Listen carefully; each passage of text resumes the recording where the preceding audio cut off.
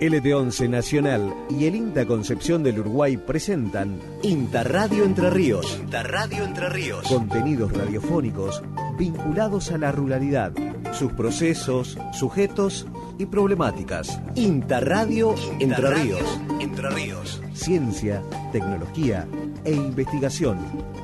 Las novedades del INTA en todo el país, resumidas en una hora de radio. INTA Radio Entre Ríos, en LT11, con la conducción de Gustavo Contenti. Bienvenidos. Bienvenidos. Hola, ¿cómo están? Bienvenidos a INTA Radio Entre Ríos, este encuentro semanal por Radio Nacional LT11 1560 y en forma simultánea por FM Arenas 92.9. El INTA con el público, el INTA con ustedes a través de este canal que es la radio, que nos permite llegar a muchísimos hogares con toda la información relevante de la semana de las estaciones experimentales de Concepción del Uruguay, de Paraná y de Concordia. Quiero mencionarles que este programa también está siendo en este momento transmitido por Impacto Rural de Caseros, FM 101.5, y también es publicado, retransmitido mañana por la mañana y durante toda la semana en otras radios como son Nacional Gualeguaychú, UNER de Concepción del Uruguay, el Provincial Radio Online, Génesis AM 970, estas dos últimas de Buenos Aires, de Cava, y las emisoras que están asociadas a la Asociación de Frecuencias Moduladas de Entre Ríos. Aproximadamente unas 100 emisoras tienen la posibilidad de retransmitirlo, entre ellas Pototo de Villa Elisa, San Jaime de San Jaime la Frontera, Melodía de Viali, Tabosi de María Grande y Líder de Feliciano. La verdad que contentísimos con toda esta gente que se va reuniendo, que se va transmitiendo y llevando a las diferentes localidades la información de la estación experimental de Concepción, Paraná y Concordia. Todavía estoy con INTA Radio Concepción, ¿no? Recuerdo y aprovecho esta falta de memoria mía para recordarles que INTA Radio Concepción ahora es INTA Radio Entre Ríos, porque tenemos toda la información de la provincia de las experimentales de la regional de Entre Ríos. Bien, entre los temas que tenemos para hoy, tenemos una invitada acá en el estudio de INTA, que es la ingeniera agrónoma María Eugenia Munilla. Con ella vamos a hablar sobre nutrición y sanidad. Vamos a conversar también con gente de Concordia sobre producción silvopastoril en el centro este de la provincia de Entre Ríos, fortalecimiento. Hay un proyecto del que ya hemos estado conversando en algunas oportunidades, que es fortalecimiento de pescadores artesanales. Vamos a hablar con dos pescadores, conocer un poco cuál es su rutina, cuáles son sus ambiciones, cómo están llevando adelante este proyecto, que va a ser de gran beneficio para los pescadores artesanales y tiene también otro costado, la parte bromatológica, el control, seguridad alimentaria, ¿no? Bien, producción agroecológica en Cerrito y planificación forrajera para el diseño de sistemas ganaderos eficientes. Estos son dos temas de Paraná. Por si no lo dije, la producción silvopastoril en el centro oeste de Entrerriano es un tema de Concordia.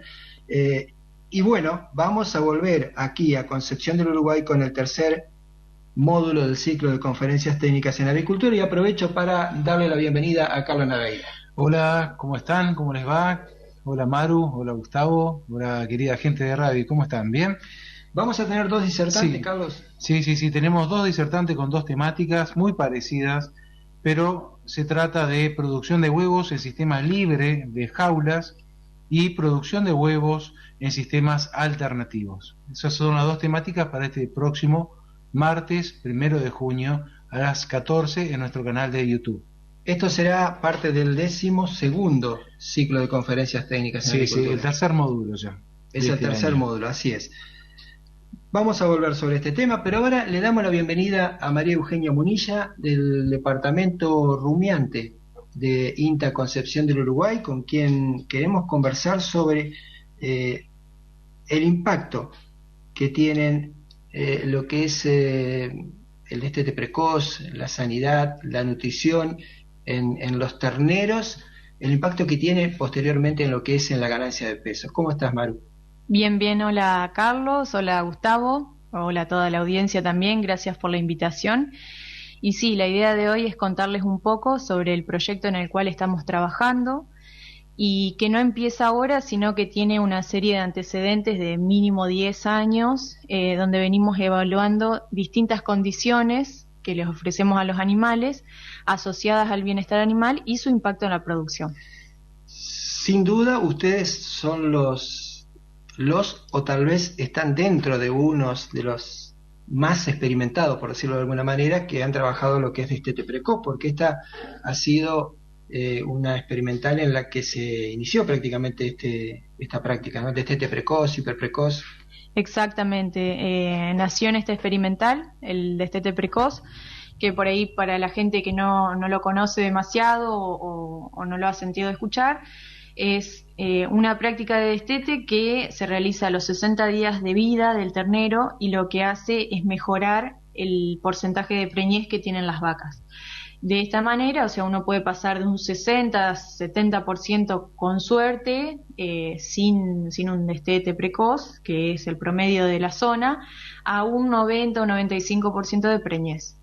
Esos resultados ya los venimos viendo hace muchos años, incluso desde los inicios de este experimental, y lo que empezamos a ver también que el manejo que reciben los terneros durante los primeros meses de la recría también afecta su desempeño durante el periodo de engorde o durante la etapa reproductiva, como puede ser la de un vientre, ¿no? Antes de abordar directamente el tema y por ahí para los que no están en este tema del destete precoz, hiperprecoz, vos recién hablabas de los beneficios en cuanto a la preñez, al porcentaje de preñez, elevar el porcentaje de preñez de los vientres con el destete precoz. En el caso del destete hiperprecoz, ¿hay diferencias? ¿Hay estos índices que indican? Bien, el destete hiperprecoz se hace a los 30 días de edad, que en general cuando uno toma un rodeo y trata de hacer esta modalidad de destete, que es ideal para las épocas, o sea, para una situación crítica como de la que venimos saliendo, como todo el año, el último semestre, que fue de sequía extrema, y se pretende hacer un destete sistemático, o sea, todo el rodeo, va a haber terneros que sean destetados hiperprecozmente, es decir, a los 30 o 40 días de edad, y unos 40-45 kilos de peso vivo, y el destete precoz, que se hace a los 60 días promedio, y los terneros tienen entre 60, 70, 80 kilos. Vos decías que con el destete precoz se aumentaba el índice de preñez de los vientres. Sí. ¿El destete hiperprecoz tiene una incidencia similar en el índice de preñez o está enfocado a poder liberar a la vaca con anticipación para que se recupere por la falta de forraje? Sí, en general el efecto es muy similar porque siempre que se haga dentro de los primeros, o sea, de los 60 días o antes, uno tiene un efecto directo sobre el porcentaje de preñez. Ya si nos vamos a destetes más, digamos, de más edad del ternero, el efecto sobre la preñez no es la misma. Pero, por ejemplo, el hiperprecoz se utiliza mucho en una categoría crítica que es la vaquillona que tuvo su primera cría y que todavía está en crecimiento, entonces sí o sí hay que retirarle el ternero para no resentir el porcentaje de preñez de ese segundo servicio. Pero el objetivo, digamos, de ambos tipos de destete es básicamente mejorar, o sea, uno de los objetivos es mejorar la preñez. Pero lo que vimos también es un efecto en el ternero, ¿sí? Si nosotros destetamos el ternero, lo llevamos a un piquete y le enseñamos a comer y le damos recursos alimenticios acorde a los requerimientos nutricionales de esa categoría, su desempeño productivo durante la categoría va a ser mucho mejor que la de un ternero que a lo mejor en una situación crítica de sequía la vaca produce poca leche y el forraje escasea y no es de buena calidad.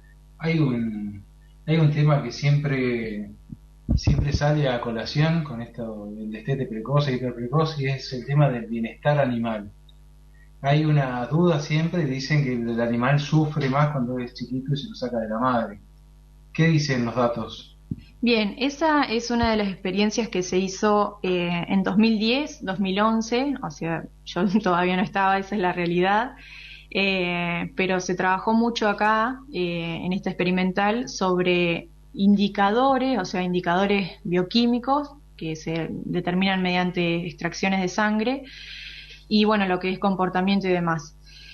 Sobre terneros de hiperprecoz, precoz y convencional, que es a los 7, 8 meses de edad, y se vio que a medida que el ternero se hacía más grande, digamos, el nivel de estrés, medido a través del cortisol, que es una hormona indicadora de estrés, era mayor, incluso en las vacas también. Lo que uno podría creer o considerar es que hay, a medida que pasa el tiempo, hay un afinamiento, digamos, o una relación más fuerte entre la vaca y el ternero. Bien. Ahora sí, abordemos más Bien. el tema. Te bombardeamos con preguntas previas y un poco para ponernos en contexto de lo que es destete precoz, hiperprecoz y bueno, cómo incide. Vamos a lo que están ustedes estudiando, Bien. contanos. No, la verdad es que esto es inevitable porque la verdad es muy interesante y está bueno que les interese también a ustedes.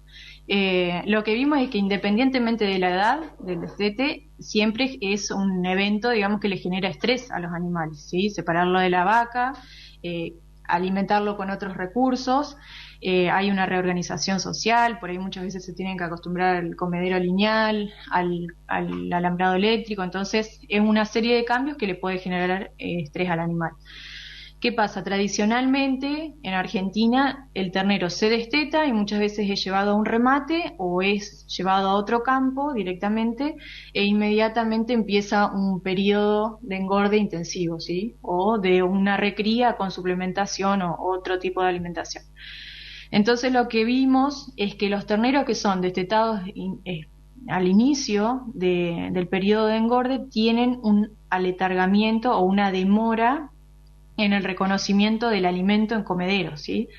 Eso lo veíamos al principio de forma subjetiva o era lo que veíamos a campo, y este año empezamos a trabajar de forma experimental y precisa, digamos, con una serie de indicadores para ver cuál era la diferencia entre un ternero de destete convencional y uno de precoz.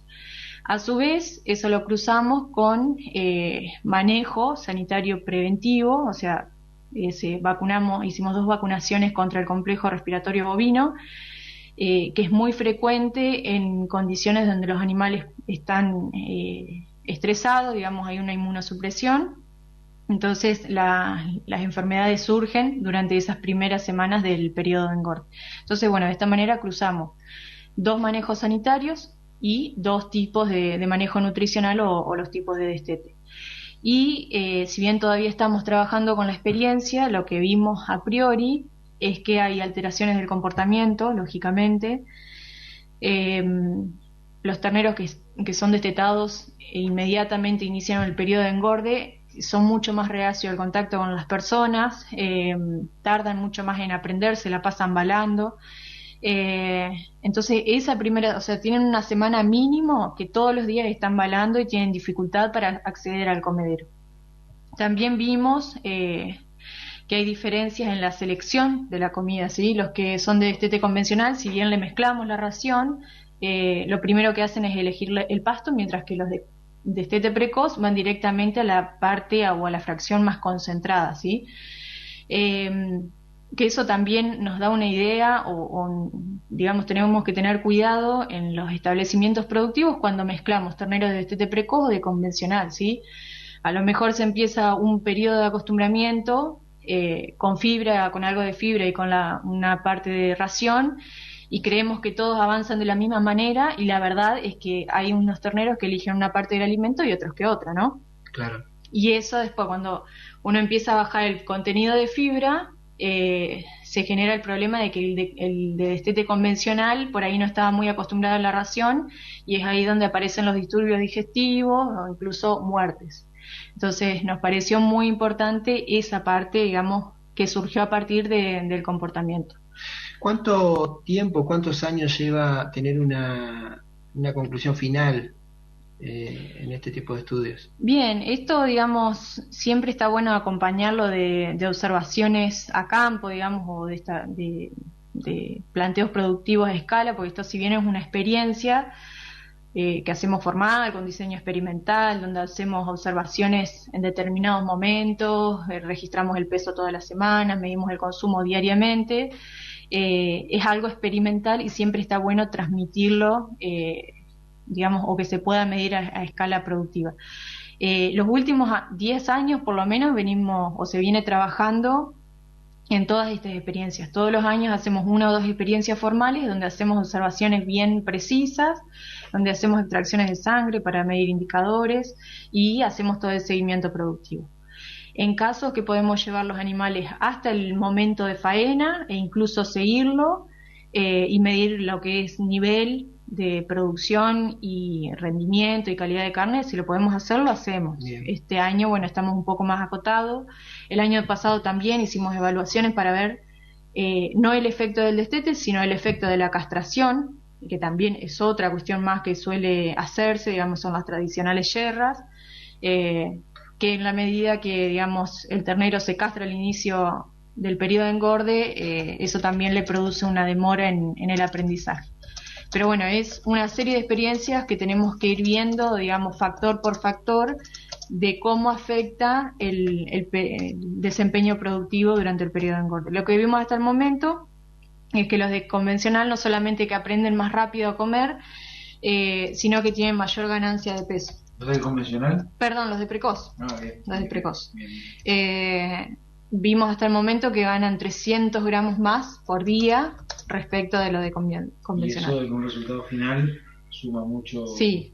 Imagínate, son lo que vimos hasta el momento es que los de convencional ganaron unos 30 kilos por animal en todo el periodo evaluado y los de precoz unos 43 kilos más o menos, digamos, durante todo el periodo de acostumbramiento, que es el periodo más crítico. Claro. ¿Qué tiempo? ¿En tiempo cuánto es el periodo de acostumbramiento? 4 semanas. 4 semanas mínimo, donde uno tiene que hacer en la ración, digamos, o en la dieta, tiene que tener niveles crecientes de una oferta de ración, base de grano de maíz y un concentrado proteico, y decreciente de una fuente de fibra, que en este caso es fardo. Perfecto. La observación, ¿ustedes la cortan en qué edad del ternero? ¿O continúa, digamos, durante los años siguientes? Y en general depende del destino que tengan. Si estos terneros se llevan, digamos, continúan en el periodo de engorde, se puede seguir haciendo el seguimiento productivo y digamos, lo más importante que nosotros vemos es evaluar ese periodo crítico. En general, una vez que los animales pasan el periodo estresante o de estrés, digamos, después se acomodan, pero no recuperan esa pérdida o esas mermas productivas que tuvieron a causa de una situación estresante como puede ser el destino. Bien, María Eugenia Munilla, Maru, acá entre casa en INTA Concepción.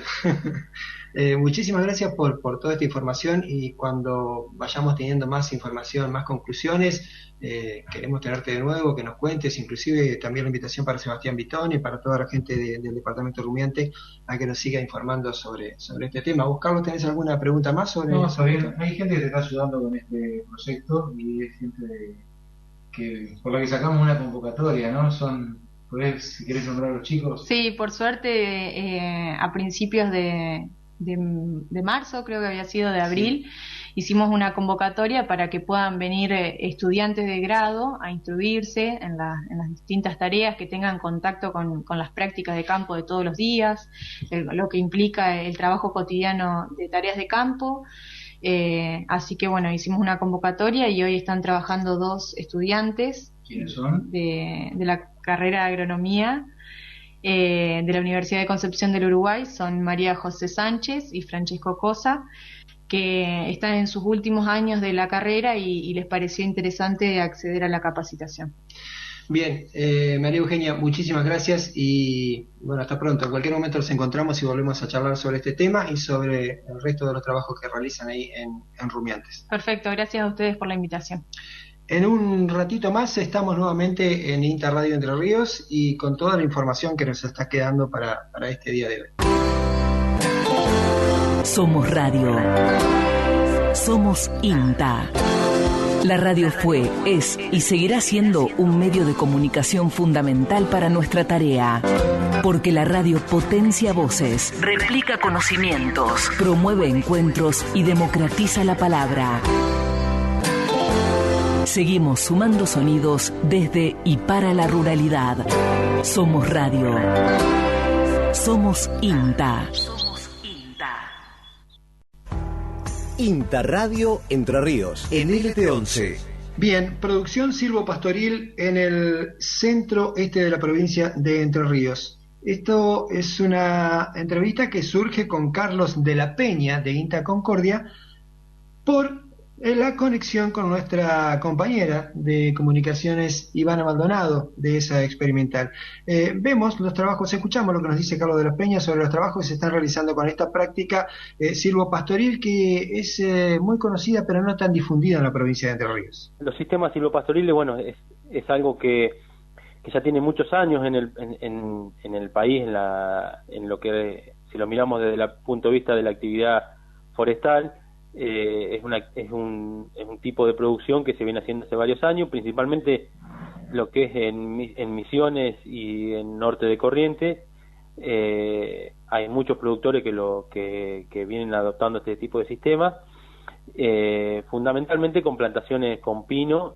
Ya está bastante trabajado y ya hay bastantes antecedentes de investigación y de pruebas de ajuste de este tipo de sistemas en la actividad productiva. Nosotros acá en lo que sería la cuenca forestal del noreste de Entre Ríos y sur de Corrientes, que fundamentalmente está dominada por plantaciones de eucalipto en un 90% y un 10% de pino, los sistemas silvopastoriles no hay muchos antecedentes, hay muy pocos, y no es algo que se haya adoptado a gran escala. Se han hecho algunas pruebas, hay algunos productores que han hecho algunas pruebas, pero no se ha llegado a concretar. Es decir, si vos ves las forestaciones de la zona, vas a ver que hay animales adentro de las forestaciones que andan comiendo y que conviven, pero no pensado como sistema silvopastoril, sino son la actividad ganadera se complementa en los sectores donde no hay plantación, los caminos y los cortafuegos de las forestaciones que se deben dejar para cuando se hace el marco de plantación, se deja sectores del campo sin plantar como para el tema de la prevención de incendios. Entonces en esos sectores el pasto crece y por ahí al productor forestal la ganadería, el incorporar los animales para que mantengan el pasto bajo es una buena herramienta. Pero básicamente no más de eso. Y el productor forestal tiene una idiosincrasia de ser productor forestal, es decir, su objetivo es producir madera. Aquí se ha dado una serie de cosas, yo no lo quiero atribuir a una, digo, por ahí cada productor tiene sus diferencias, pero en general el productor forestal acá la actividad se da en empresas grandes, que se dedican a la actividad forestal, algunas tienen ganadería y lo complementan, y productores chicos más tipo inversor sería. La forestación se dio mucho en gente que ha volcado sus ahorros en la actividad forestal y ha hecho a modo de jubilación a futuro unas 10, 15, 20, 30 hectáreas y ha hecho la forestación con ese objetivo. Entonces es algo que lo tiene al campo, tiene un asesor que se lo maneja, alguien que le hizo la plantación que se la controla, y llega al turno de corta, lo vende y cuando vos incorporás los animales, la actividad ganadera, ya implica necesitas ya tener otras infraestructuras dentro del predio, aguada, gente que controle que el manejo de los animales, es otra cosa, es otro baile que el productor forestal por ahí no está acostumbrado o no lo tiene como objetivo. Desde el punto de vista de la rentabilidad, si lo hace bien, es más rentable que tener la forestación sola, pero bueno, eso es lo que también nosotros queremos demostrar con esta línea de trabajo que estamos llevando adelante, que empezando a arrancar ahora.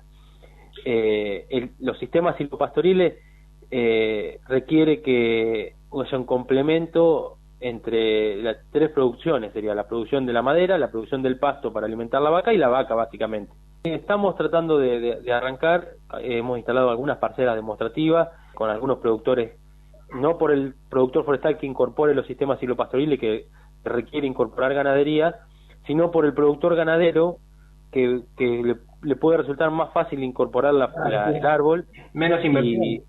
Claro, menos inversión, es algo más viable.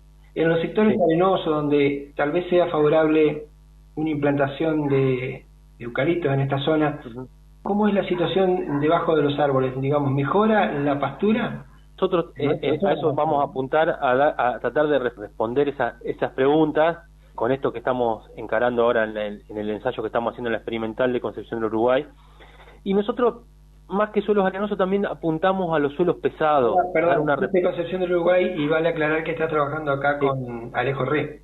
Con Alejo, exactamente, que está Alejo, y José Chiosone también, que está como jefe de agencia de Colón. Así que estamos conformando un pequeño equipo de trabajo por ahí que nos vincula todo, nos junta el sistema silvopastoril. Alguien trabaja en pastura, yo aporto la parte forestal con gente de acá de Concordia, y los chicos hacen el manejo ganadero también, y la experimental de Concepción de Uruguay, a través de su asociación cooperadora, nos ha facilitado la inversión y ha tomado el desafío de hacer un lote grande de unas 10 hectáreas con esquemas, con diseño silvopastoril, con 2 especies de eucalipto, con eucaliptos de semilla, y clones híbridos de grandis, de Eucalyptus grandis por Camaldulensis, que yo quería por ahí remarcar eso, que nosotros estamos apuntando, como te decía, al productor ganadero que se da acá en la provincia de Entre Ríos, por ahí en suelos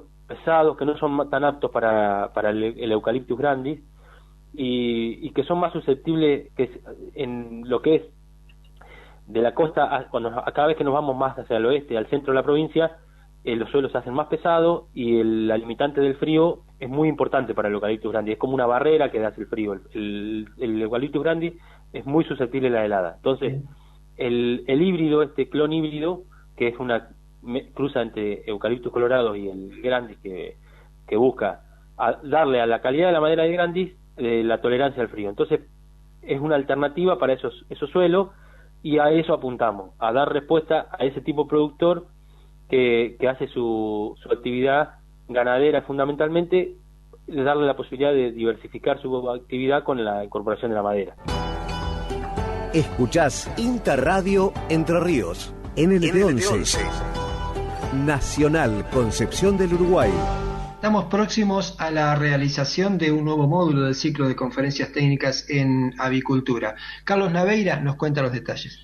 Bien, Gustavo, gracias. Sí, producción de huevos en sistema libre de jaulas va a estar a cargo de Eduardo Godano, proveniente de Tecnovo, y también trabaja en Wader.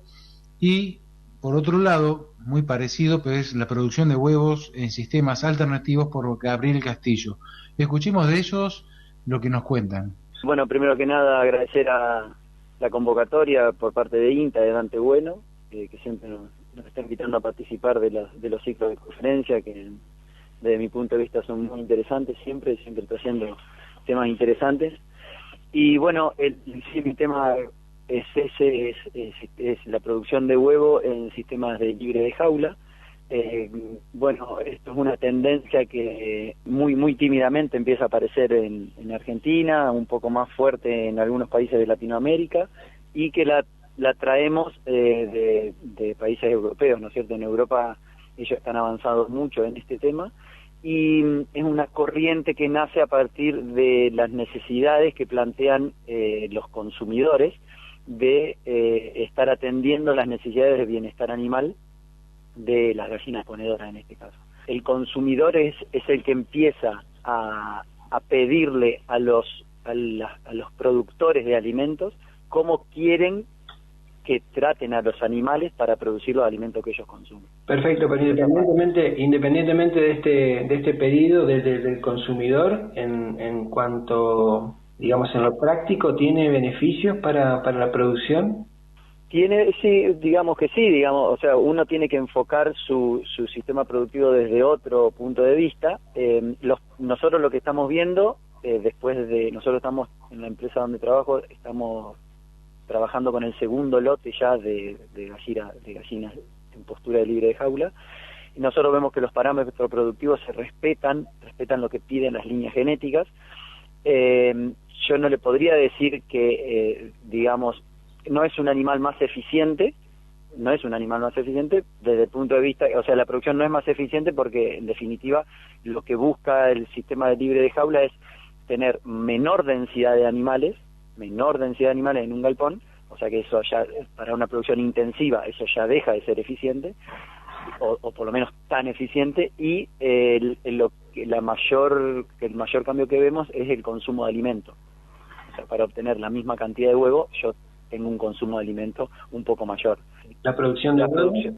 La curva de producción que yo obtengo de huevo, podríamos decir que es similar o igual, digamos, a las que plantean las líneas genéticas. Inclusive hay líneas genéticas que ya están compartiendo con los productores las tablas de rendimiento de sistemas alternativos. Entonces nosotros vemos que estamos copiando y a lo mejor en algún punto mejorando un poquito las tablas de las líneas genéticas. Eduardo, ¿y esto entonces puede incidir en el costo, ¿no?, del producto final? Definitivamente, esto influye en el costo. Tenemos un costo de producción, nosotros calculamos que es entre un 35 y un 40% mayor. Lo que pasa es que esto viene, o sea, le vuelvo a decir lo mismo, esto viene de abajo hacia arriba. O sea, el consumidor le empezó a pedir al productor que cambie sus hábitos de producción. Entonces, ¿qué pasó? El consumidor le pidió a las industrias de alimentos, y las industrias de alimentos tuvieron que ir a los productores primarios, ¿no es cierto? Claro, sí. Y entonces los costos se fueron trasladando al revés, digamos, del productor hacia la industria de alimentos se fueron trasladando los costos. ¿Qué pasó? Veníamos con una aceleración bastante interesante, veníamos con un desarrollo bastante importante, hasta que entramos en este momento de pandemia donde se congeló la economía. Entonces también se congelaron los proyectos que había para ir reemplazando de a poco las industrias, ciertas industrias, ¿no? Iban a ir reemplazando de a poco en sus líneas de producción, productos que lo hacían con huevo en jaula, lo iban a ir reemplazando de a poquito con productos producidos libre de jaula.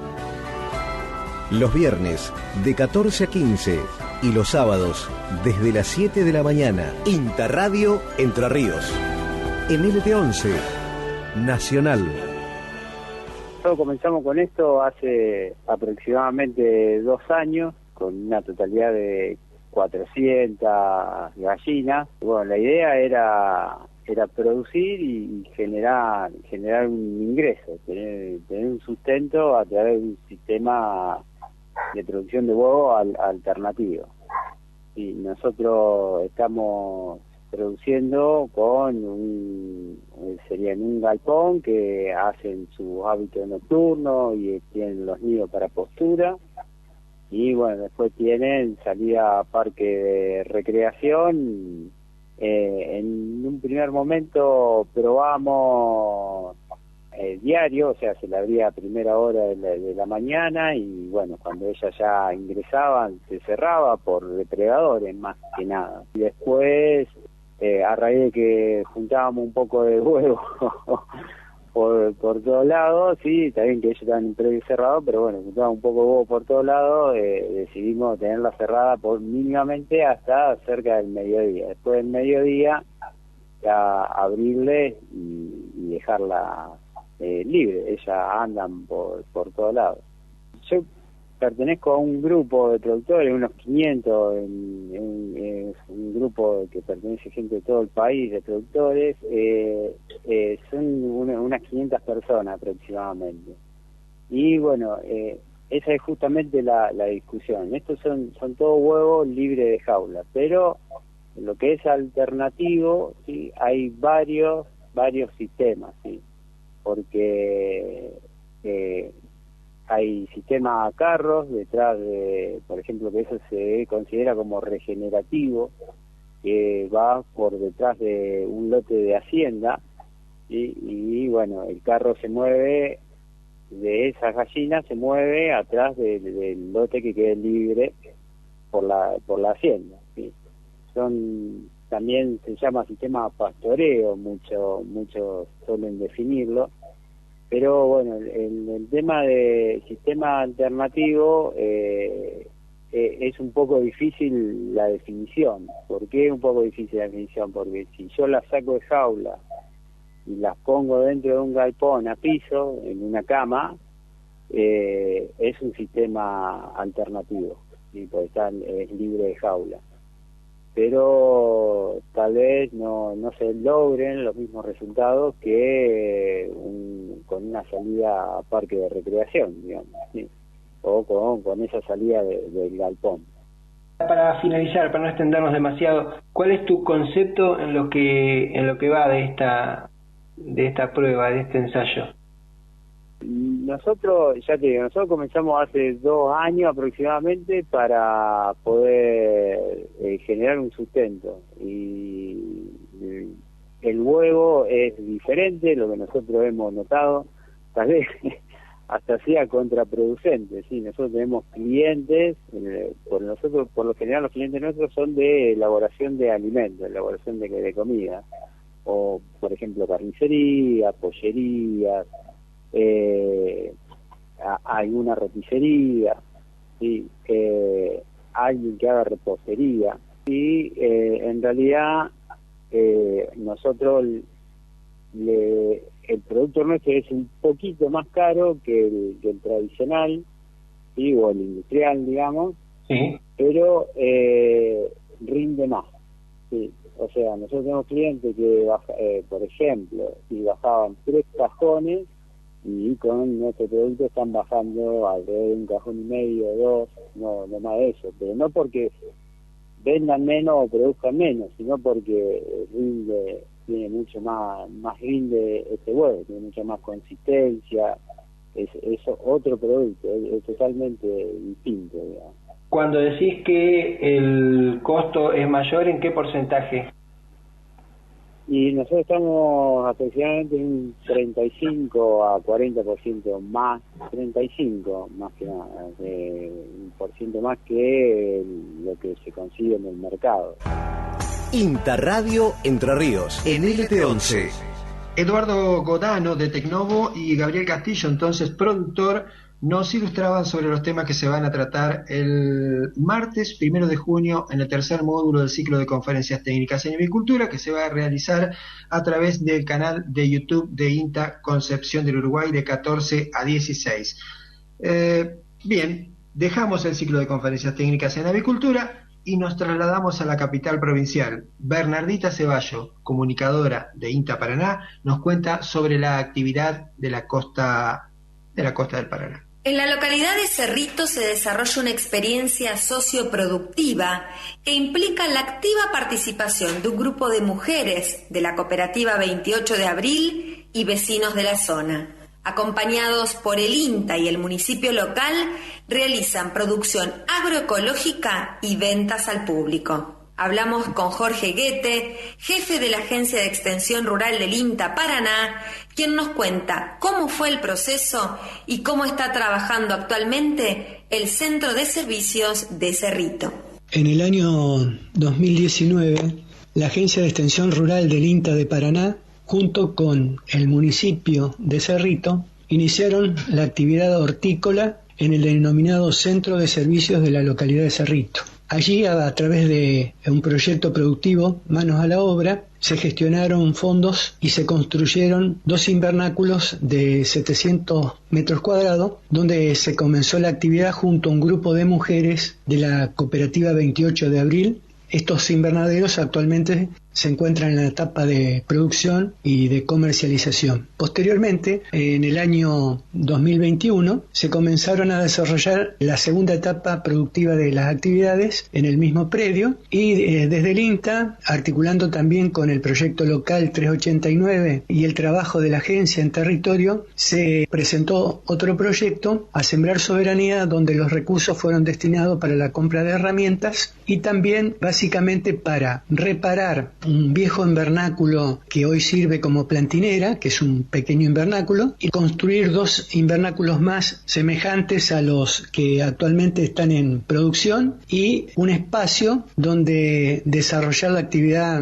productiva a cielo abierto. Para ello, desde el municipio se convocaron a gente que quisiera participar del proyecto como productores y en ese marco hay 4 familias que están participando actualmente y están realizando las etapas iniciales, que es poner, en valor el invernadero para plantinero. Se ha dado vuelta toda la tierra y se ha preparado para la realización de la siembra de plantines de lechuga a cielo abierto y ya se están tomando las medidas para la iniciación de la última etapa, que es la construcción de los invernaderos.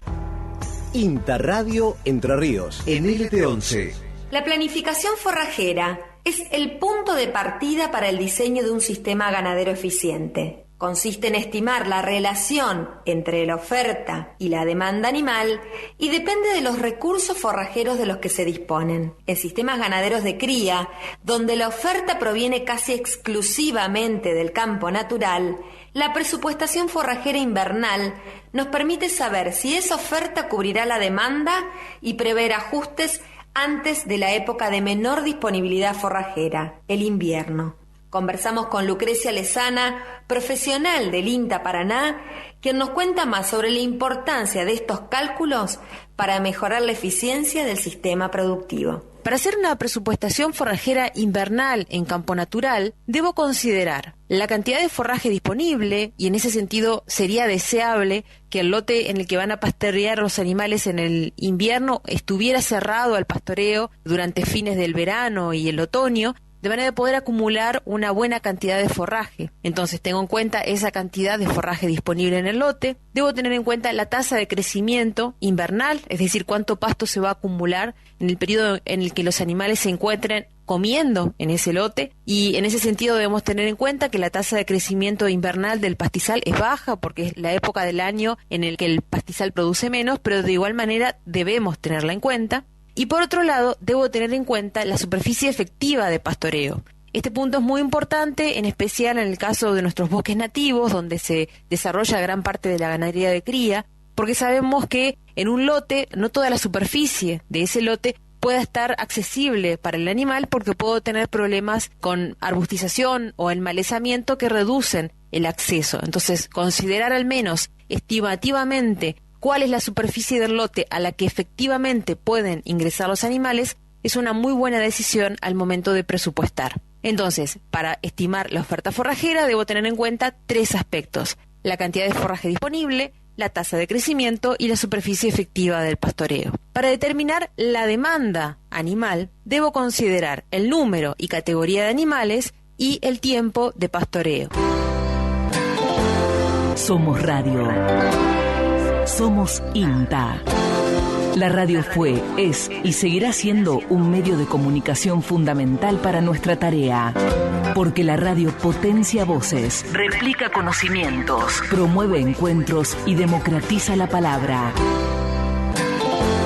Seguimos sumando sonidos desde y para la ruralidad. Somos Radio. Somos INTA.